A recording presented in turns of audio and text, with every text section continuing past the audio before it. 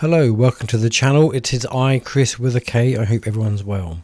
Now, before you skip to the clip, just have a quick listen because context matters just as much as words do. Freedom of speech is a word or a phrase that gets bandied around quite a lot and is supported by everyone right up until something is said that somebody doesn't agree with. Then suddenly the conversation changes, the lines are redrawn, exceptions appear. And then something that was once considered a fundamental right becomes something that increasingly feels conditional. In this council speech, Sam Gascoyne raises some questions about whether Britain is applying free speech equally. He references a series of high-profile cases involving silent protest, Christian preaching, social media posts, and political expression, arguing that the law and public institutions appear inconsistent as to where they draw the line. And whether you agree with every point that he raises or disagree with everything that he says, that's not really the point. The bigger question is this: are we defending free speech consistently, or only when the speech aligns with our own beliefs? As always, watch the clip in its entirety, please. Don't rely on headlines, edits, or my interpretation. Hear the argument for yourself, make your own mind up, and then let me know what you think in the comments below. And if you like this video, please don't forget to like, share, subscribe, hit that notification bell for all videos, all notifications, and then perhaps maybe I might get some more views. Until next time, look after yourselves, and I shall see you in the next video. Bye for now. I would describe freedom of speech as the crisis of our time, and I will naturally, of course, relate it to everybody in this chamber very shortly. But there is a national picture going on here, which it's perfectly fine to hear an opinion when you agree with it, but when you disagree with it or it's delivered in an unsavory way, whoa, you can't do that. And unfortunately, a lot of people are really not getting the idea of free speech. But I'll just give you a few examples of the national picture and some of the horrific cases going on. For example, Isabel Vaughan Spruce, for example, was standing silently in this particular case near an abortion clinic and then was arrested by the police for standing there silently. I suppose technically it isn't a freedom of speech violation. She didn't say anything. I also consider Olawulu Ilisami, who was a Christian street preacher who got arrested by the police for allegedly spreading hate. And then finally, Christy Higgs, who lost her job after expressing her beliefs on social media, having Christian beliefs on social media. The irony, of course, being great on protecting religious freedoms. But lastly, Lucy Connolly, who nearly spent 2 years in prison for rapidly deleting a tweet. And like I say, I wouldn't necessarily agree with the content of the tweet, but I didn't think it deserved 2 years in prison. And I think the reason why this relates to everybody in this council chamber is because within this council chamber, there are councillors who may also be facing challenges when it comes to freedom of speech. In fact, I'm aware of councillors possibly in this chamber who, for example, after simply sharing something on Facebook, were threatened with being banned from a particular council chamber, which of course will not be named here for legal reasons.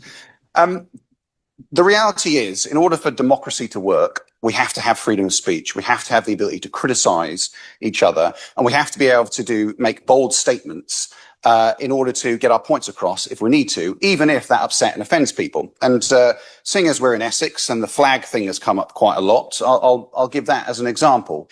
I could right now, I'm not going to do this, so there's no need to call the police or the fire service, go over to the Union flag there and set fire to it. And people would rightly say, well, look, that's Sam Gascoyne's right under free speech to do such a thing, even though to me it's utterly abhorrent and I would never do such a thing. But if we change the flag to, say, another particular group or maybe another country, all of a sudden we're in discrimination territory and we're looking at going to prison. And for me, that inconsistency is proving to be far too much to bear. We have to have a consistent approach when it comes to freedom of speech. And if we are allowing people to burn the Union flag, then we allow them to burn every flag, or, the inverse. But the point is that we have to have a consistent approach, and we're losing that confidence in our judicial system, even in local government authorities, to be fair and even-handed. The most important one is the right to speak freely and the right to criticize. Okay.